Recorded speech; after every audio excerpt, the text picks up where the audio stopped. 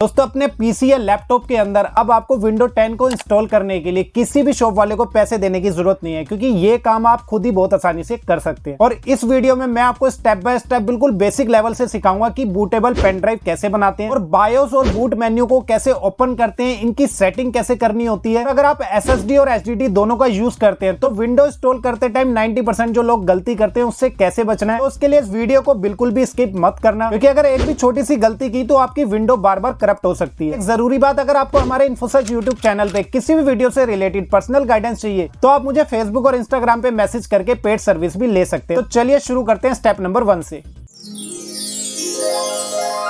तो स्टेप 1 में सबसे पहले आपको बनानी है बूटेबल पेन ड्राइव, जिसमें विंडोज 10 का सेटअप डाउनलोड करना होता है। जिसके लिए चाहिए इस तरह एक ब्लैंक पेन ड्राइव जो कम से कम 8 GB की होनी चाहिए, और इसके साथ साथ अपने पीसी या लैपटॉप की मिनिमम सिस्टम रिक्वायरमेंट भी जरूर चेक कर ले, वरना विंडो इंस्टॉल होने के बाद सिस्टम स्लो या फिर हैंग भी हो सकता है। अब स्टेप 1 में बूटेबल पेन ड्राइव बनाने के लिए अपने पीसी या लैपटॉप से माइक्रोसॉफ्ट की इस ऑफिशियल वेबसाइट पे आना होगा, जिसका डायरेक्ट लिंक वीडियो के डिस्क्रिप्शन में भी दे दिया है। अब यहाँ डाउनलोड विंडो 10 लिखा हुआ नजर आएगा और नीचे एक इंपॉर्टेंट मैसेज भी दिखाई देगा कि माइक्रोसॉफ्ट ने ऑफिशियली 14 अक्टूबर 2025 के बाद विंडो 10 के लिए free software update, technical support और सिक्योरिटी फिक्सेस देना बंद कर दिया है। तो या तो आप विंडो 11 को अपडेट कर सकते हैं या फिर अभी इसको 1 साल के लिए विंडो 10 को एक्सटेंड भी कर सकते हैं। लेकिन इसका मतलब ये नहीं है कि विंडो 10 काम करना ही बंद कर देगी। तो मैं भी आज विंडो 10 ही यूज करता हूँ विदाउट एनी इशू। तो बस जैसे स्टेप मैं आपको बताऊंगा वो फॉलो करना, और अगर विंडो 11 इंस्टॉलेशन के लिए एक स्पेशल वीडियो चाहिए तो कमेंट करके जरूर बताना। अब स्क्रीन को नीचे स्क्रॉल करेंगे तो यहाँ क्रिएट विंडो 10 इंस्टॉलेशन मीडिया के नीचे जो डाउनलोड लिखा हुआ है इस पे क्लिक करना है। तो इस तरह अपने लैपटॉप में डाउनलोड वाला फोल्डर ओपन करें। इसके बाद मीडिया क्रिएशन टूल पे राइट क्लिक करके रन एज एडमिनिस्ट्रेटर पे क्लिक करें, जिसके बाद getting a few things ready वाली स्क्रीन आ जाएगी और प्रोसेसिंग में थोड़ा टाइम लगेगा। इसके बाद लाइसेंस टर्म को एक्सेप्ट करें, फिर थोड़ा सा टाइम लगेगा, तो मैं आपको फास्ट फॉरवर्ड करके दिखा रहा हूँ। अब यहाँ आपको सेकंड ऑप्शन चूज करना है, create installation media for another PC, और नीचे नेक्स्ट पे क्लिक करें। इसके बाद इस बॉक्स को अनचेक करके लैंग्वेज और एडिशन को सेम ही रहने दें। बस यहाँ जो आर्किटेक्चर में उस ऑप्शन को सेलेक्ट करें जो आपका सिस्टम सपोर्ट करता है, और इसको चेक करने का तरीका होता है, या नीचे सर्च बॉक्स में सेटिंग टाइप करें, उसके बाद सिस्टम पे क्लिक करें, फिर यहाँ लेफ्ट साइड में सबसे नीचे आपको अबाउट ऑप्शन पे क्लिक करना है। जिसके बाद यहाँ सिस्टम टाइप में आपको पता चल जाएगा कि आपका पीसी या लैपटॉप 64 बिट को सपोर्ट करता है या 32 बिट को। तो उसके ऑप्शन को चूज करके यहाँ नेक्स्ट करेंगे। अब यहाँ USB फ्लैश ड्राइव को ही सेलेक्ट रहने दें और नेक्स्ट पे क्लिक कर दें। इसके बाद इस तरह अगर एरर आएगा तो अपने लैपटॉप में ब्लैंक वाली पेन ड्राइव को कनेक्ट करना है, जिसके लिए मेरे पास 32 GB यानी 32 GB की पेन ड्राइव है। तो यहाँ माई पीसी में जाके वेरीफाई भी कर सकते हैं कि पेन ड्राइव कनेक्ट हुई है या नहीं और उसमें स्पेस कितना है। उसके बाद यहाँ रिफ्रेश ड्राइव लिस्ट पे क्लिक करेंगे तो यहाँ पे आपकी पेन ड्राइव भी शो कर जाएगी। अब यहाँ पे आपको नेक्स्ट पे क्लिक करना है। अब सबसे पहले विंडो 10 जो है वो डाउनलोड होगी, फिर वेरीफाई होने के बाद विंडो 10 मीडिया क्रिएट होगा। तो इसमें थोड़ा टाइम लगेगा, जिसके लिए स्टेबल इंटरनेट या वाईफाई का यूज करें, और 100% कंप्लीट होने के बाद इस तरह मैसेज शो करेगा your USB flash drive is ready, और उसके बाद यहाँ फिनिश पे क्लिक करेंगे।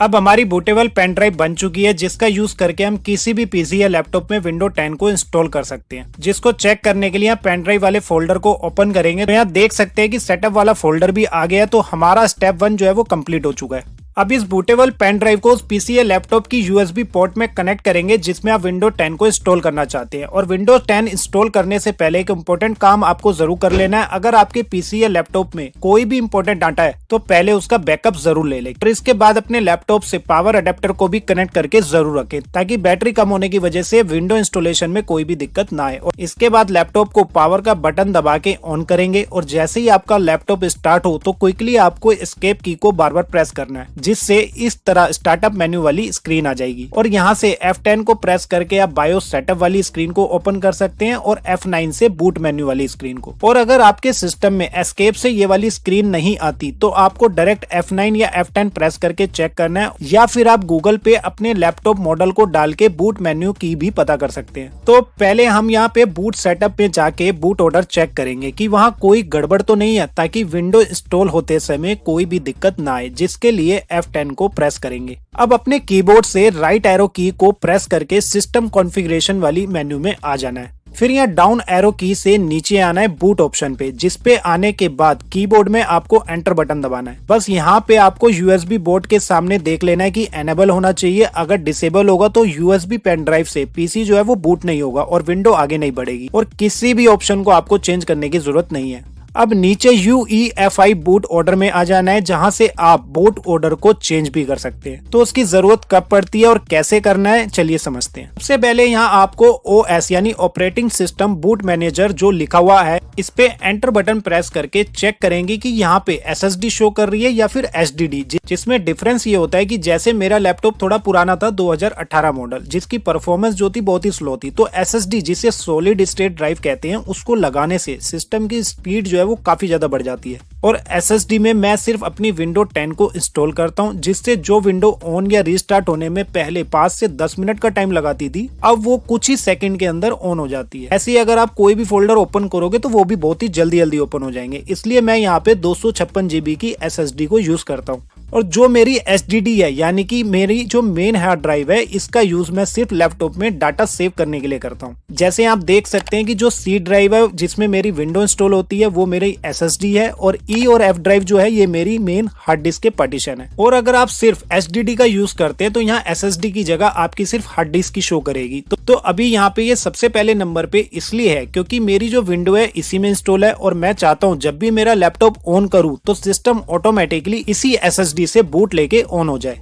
लेकिन जब हम न्यू विंडो को इंस्टॉल करते हैं तो सिस्टम को एक एक्सटर्नल डिवाइस से बूट करने की जरूरत पड़ती है, और इसी के लिए स्टेप 1 में हमने बूटेबल पेन ड्राइव बनाई थी। तो अब यहाँ USB को फर्स्ट नंबर पे होना चाहिए, जिसके लिए नीचे जो USB डिस्किट का ऑप्शन आ रहा है, इसको F5 या F6 की का यूज करके आप ऊपर या नीचे शिफ्ट कर सकते हैं। तो ऊपर पहले जो भी ऑप्शन होगा आपका सिस्टम उसी से पहले बूट लेगा। वैसे तो आप इसका ऑर्डर चेंज किए बिना भी आसानी से विंडो को इंस्टॉल कर सकते हैं, जो मैं आपको करके भी दिखाऊंगा। तो ये सिर्फ बेसिकली इंफॉर्मेशन के लिए आपको बताया, ताकि आपको इसका मतलब और इसका यूज समझ आ सके। और अगर यहाँ आप कोई भी चेंजेस करते हो तो उसको सेव करने के लिए F10 की को प्रेस करके सेव एंड एग्जिट करेंगे। तो अगर आपने बूट ऑर्डर में पहले नंबर पे USB को शिफ्ट किया होगा तो सिस्टम रीस्टार्ट होने पे डायरेक्ट आपको विंडो इंस्टॉलेशन वाली स्क्रीन दिखाई दे जाएगी, क्योंकि सिस्टम ऑटोमेटिकली आपकी पेन ड्राइव से बूट ले लेगा। लेकिन हमने बूट ऑर्डर को चेंज ही नहीं किया, तो लैपटॉप रीस्टार्ट होने पे आपको पहले की तरह बार बार एस्केप की को प्रेस करके स्टार्टअप मेन्यू वाले स्क्रीन पे आना है, और अब यहाँ से हमें बूट मेन्यू को ओपन करना है, जिसके लिए F9 को प्रेस करेंगे। अब यहाँ पे आपकी बूटेबल पेन ड्राइव जो है वो सेकंड नंबर पे दिखाई देगी, जिसको सेलेक्ट करके बस आपको एंटर की को दबा देना है। बस यहाँ पे हमने सिस्टम को मैन्युअली पेन ड्राइव से बूट दे दिया, और अब आपको भी इसी तरीके से विंडो इंस्टॉलेशन वाली स्क्रीन दिखाई दे जाएगी। अब इसको सिंपली आपको नेक्स्ट पे क्लिक करके आगे बढ़ना है। फिर आपको यहाँ इंस्टॉल नाउ पे क्लिक करना है, यहाँ टर्म्स वाले बॉक्स पे टिक करके नेक्स्ट पे क्लिक करना है। अब यहाँ आपको नीचे वाले कस्टम ऑप्शन को सेलेक्ट करना है। अब ये बहुत ही इंपॉर्टेंट स्टेप है, जिसमें 90% लोग गलती करते हैं और विंडो इंस्टॉल होने के बाद भी एरर आते हैं या फिर बार बार करप्ट हो जाती है। तो इसे बहुत ही ध्यान से समझना। यहाँ पे आपको दो काम करने होते हैं। पहला तो SSD और HDD ड्राइव के पार्टीशन करने होते हैं, जिसमें विंडो को इंस्टॉल करना है और जिसमें डाटा सेव करना है। और अगर आप SSD का यूज ही नहीं करते तो आपको यहाँ पे सिर्फ एक ही ड्राइव दिखाई देगा। तो अगर आप फ्रेश विंडो को इंस्टॉल करना चाहते हैं और डाटा का बैकअप भी ले लिया है, तो आप पहले से जो मौजूद सभी पार्टीशन यहाँ पे दिखाई दे रहे हैं उनको एक एक करके सेलेक्ट करें और यहाँ डिलीट वाला बटन प्रेस करें, जिससे आपके पीसी या लैपटॉप का सारा पुराना डाटा रिमूव हो जाएगा, साथ ही पुरानी विंडो भी, ताकि हम फ्रेश विंडो इंस्टॉल कर सके। अब यहाँ ड्राइव 0 के आगे आपको दो पार्टीशन जो दिख रहे हैं, ये हमारे HDD का स्पेस है, यानी कि हार्ड डिस्क का। लेकिन मुझे पहले से जो हार्ड डिस्क में डाटा मौजूद है उसे डिलीट नहीं करना, तो ऊपर वाले दोनों पार्टीशन को हम ऐसे ही छोड़ देंगे। और ड्राइव 1 के आगे जो अनलोकेटेड स्पेस आ रहा है, तो ये SSD है, जिसको सेलेक्ट करके नीचे न्यू पे क्लिक करेंगे, फिर सिंपली अप्लाई पे क्लिक करना है। फिर यहाँ पॉपअप मैसेज आएगा कि विंडो इंस्टॉल के लिए सिस्टम अपने आप छोटे छोटे पार्टीशन क्रिएट कर लेगा, जिसको ओके कर देना है। तो यहाँ 2-3 SSD के छोटे छोटे पार्टीशन ऑटोमेटिकली बन जाएंगे। ऐसे ही अगर आपको विंडो HDD यानी हार्ड डिस्क में इंस्टॉल करनी है तो सेम ऐसे ही स्पेस क्रिएट कर लेना। और अब सिंपली आपको जहां भी विंडो इंस्टॉल करनी है, तो जिस पार्टीशन का स्पेस सबसे ज्यादा और लास्ट में प्राइमरी लिखा हुआ आएगा, जैसे यहाँ ड्राइव 1 पार्टीशन 3 है, उसको सेलेक्ट करके नीचे नेक्स्ट पे क्लिक करना है। जिसके बाद सेलेक्ट किए गए SSD के पार्टीशन में विंडो ऑटोमेटिकली इंस्टॉल होना स्टार्ट हो जाएगी। और इसी प्रोसेस में सबसे ज्यादा टाइम लगता है क्योंकि यहाँ पे ये पांचों प्रोसेस एक एक करके कंप्लीट हो गए और इस बीच में आपका सिस्टम कई बार रिस्टार्ट भी हो सकता है और तब तक आपको अपनी तरफ से कोई भी बटन प्रेस नहीं करना। और जैसे ही इस तरह HP का लोगो दिखाई दे जाएगा तो समझ जाएं विंडो ऑलमोस्ट आपकी सही से इंस्टॉल हो चुकी है। और फिर इस तरह कोटोना वाली जो स्क्रीन शो करेगी, इसको एंड करने के लिए नीचे माइक्रोफोन वाले बटन पे क्लिक करेंगे। अब यहाँ रीजन में इंडिया को सेलेक्ट करें और यस पे क्लिक करें। फिर यहाँ कीबोर्ड लेआउट को US या फिर इंग्लिश इंडिया सेलेक्ट करके यस करें। फिर ऐड कीबोर्ड लेआउट ऐड करना है तो ठीक है, नहीं तो स्किप पे क्लिक कर दे। अब आप चाहो तो यहाँ इंटरनेट और वाईफाई को कनेक्ट कर सकते हैं या फिर नीचे आई डोंट हैव इंटरनेट पे क्लिक करके भी आगे बढ़ सकते हैं।